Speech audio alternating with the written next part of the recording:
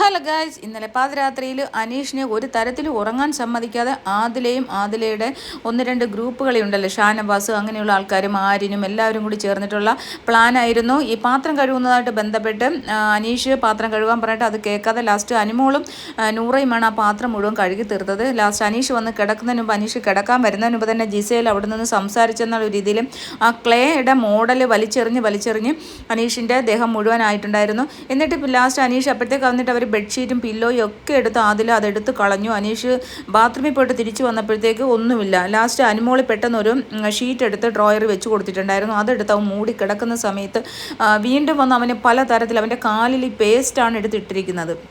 അതൊക്കെ big boss നല്ല zoom ചെയ്ത് കാണിക്കുന്നുണ്ടായിരുന്നു. അപ്പോൾ വളരെ മോശമായിട്ട് എന്ന് പറഞ്ഞാൽ ഇട്ട് കുലുക്കുന്ന മരവാഴയെന്ന് വിളിക്കുന്ന അതിൽ വിചാരിക്കുന്ന ഇത് വേണ്ട വലിയ കണ്ടൻറ്റാണ്, ഇതൊക്കെ ജനങ്ങൾക്ക് ഇഷ്ടപ്പെടുമെന്ന്. ഒരു വ്യക്തി രാത്രി 2 മണിക്ക് 2-3 മണിയൊക്കെ ആയി ഉറങ്ങാൻ കിടക്കുന്ന ഒരാളിനെ ഭയങ്കര മോശമായിട്ട് ചെവിയുടെ കീഴ് വന്ന് പടപടാന്ന് അടിക്കുന്ന, കുലുക്കുന്നിട്ട് കാലയിൽ ഇതൊക്കെ ചെയ്യുന്നു, കാലയിലൊക്കെ വന്ന് പിന്നെ അത് കഴിഞ്ഞിട്ട് അതിനേക്കാൾ മോശമായിട്ട് പാത്രം കഴുകിയ വെള്ളം അവൻ്റെ മുഖത്ത് കുടയുന്നു. ഇതൊക്കെ എന്താണ്? നമ്മൾ പണ്ട് പിന്നെ നമ്മുടെ ഡോക്ടർ റോബിൻ രാധാകൃഷ്ണൻ ഇതേപോലെ തറയുന്ന എച്ചിലൊക്കെ എടുത്ത് റിയാസ് സലീം വെക്കുന്ന കണ്ടിട്ടുണ്ട്. റിയാസ് സലീമാണ് ഈ എച്ചിൽ പാത്രത്തിലൂടെ എടുത്ത് വെക്കുന്ന കണ്ട് നമ്മൾ വളരെ ഞാൻ സത്യം പറഞ്ഞാൽ ഞാനൊക്കെ അതിന് ഒരുപാട് വിഷമിച്ചിട്ടുണ്ട്, കരഞ്ഞിട്ടുണ്ട്. അപ്പോൾ ആ ഒരു സിറ്റുവേഷൻ പോലെയാണ് എനിക്കിത് ഫീൽ ചെയ്യുന്നത്. ഒരാളിനെ വളരെ മോശമായിട്ട് ടാർഗറ്റ് ചെയ്ത് അയാൾ പറഞ്ഞ് അത് അവർ തന്നെ അതിലൊരു പണിയും ചെയ്യത്തില്ല. അതിൽ കുറേ ദിവസമായിട്ട് പാത്രം കഴുകത്തിൽ ഒരു കാര്യം ചെയ്തില്ല, എല്ലാം അനുമോളാണ് ചെയ്തുകൊണ്ടിരിക്കുന്നത് ഈ പാത്രം കഴുകൽ മുഴുവൻ. അതുപോലെ തന്നെ അനീഷും കുറേ കഴുകിയെന്ന് പറഞ്ഞു ഉച്ചയ്ക്കുമൊക്കെ.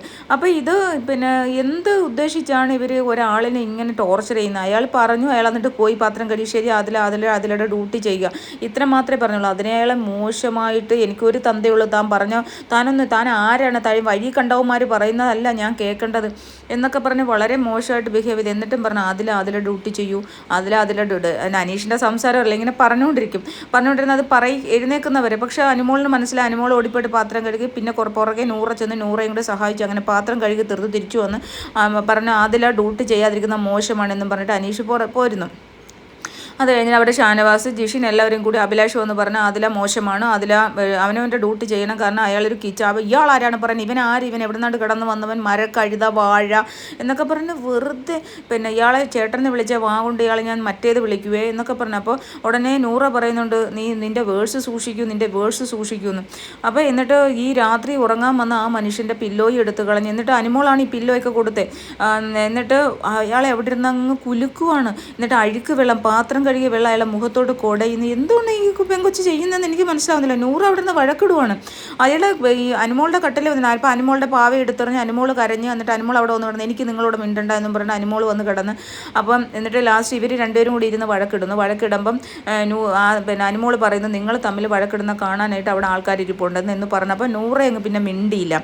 എന്നിട്ടും പിന്നെ അനീഷിനെ ഇട്ട് കുലുക്കുന്ന, അനീഷിൻ്റെ ചെവിയിൽ ഭയങ്കര ഒച്ചത്തി ഊന്നും പറഞ്ഞ വാഴ അനീഷ് എന്ന് പറഞ്ഞാൽ അതിലെ ചുമ്മാ ഇടന്ന് ബഹളം വയ്ക്കുകയാണ്.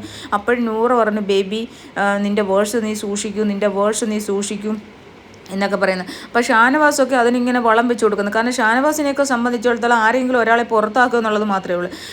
അതിലെ ആയാലും നൂറയായാലും നെഗറ്റീവ് അടിപ്പിക്കുക, അല്ലെങ്കിൽ ഈ ദേഷ്യം വന്ന് ഉറങ്ങി കിടക്കുന്ന ഒരാളുടെ ചെവിയിൽ കൊണ്ടുവന്ന് ദേഹത്ത് മുഖത്ത് കൊണ്ടുവന്ന് അഴുക്ക് വെള്ളം ഒഴിക്കുക കഴിഞ്ഞാൽ അവർക്ക് ദേഷ്യം വരത്തില്ല. അവർ ചാടി എഴുന്നേറ്റ് എന്തെങ്കിലും തെറി പറയണം, അനീഷിനെ പുറത്താക്കണം. അവിടെ ഉള്ള ഓരോ കണ്ടസ്റ്റിനും ഓരെങ്കിലും രീതിയിൽ പ്രൊവോക്ക് ചെയ്തവരെ പുറത്താക്കുക എന്നുള്ളത് അതിൽ എന്തുദ്ദേശമാണെന്ന് അറിഞ്ഞില്ല. അതിൽ ഫുള്ള് നെഗറ്റീവ് ആവും ഇങ്ങനെ പോയി കഴിഞ്ഞാൽ. കാരണം നൂറയുടെ ഒറ്റ ബലത്തിലാണ് അതിലിപ്പോൾ നിന്നുകൊണ്ടിരിക്കുന്നത് തന്നെ. നൂറ ഇല്ലാത്തതിനോട് അതിലേക്ക് ഇപ്രാവശ്യം വോട്ട് കിട്ടിയത് തന്നെ. നൂറ് ഉണ്ടായിരുന്നെങ്കിൽ നൂറൊക്കെയല്ലേ കിട്ടൂ. നമ്മളിപ്പോൾ രണ്ടുപേരെ നമ്മൾ സപ്പോർട്ട് ചെയ്തുകൊണ്ടിരുന്നത്. പക്ഷേ അതിലൂടെ സ്വഭാവം വളരെ മോശം. ഇപ്പോൾ അവർക്ക് നൂറയ്ക്കായാലും അതിലേക്കായാലും ഒരു വലിയ അഹങ്കാരമുണ്ട്, ഞാൻ അതിൻ്റെ വലിയ ഭാവമാണ്. പക്ഷേ നൂറ പിന്നെ കുറച്ചും കൂടി എനിക്ക് തോന്നുന്നു വളരെ ക്യാരക്ടർ കുറച്ചും കൂടി നല്ലതാണ് കേട്ടോ.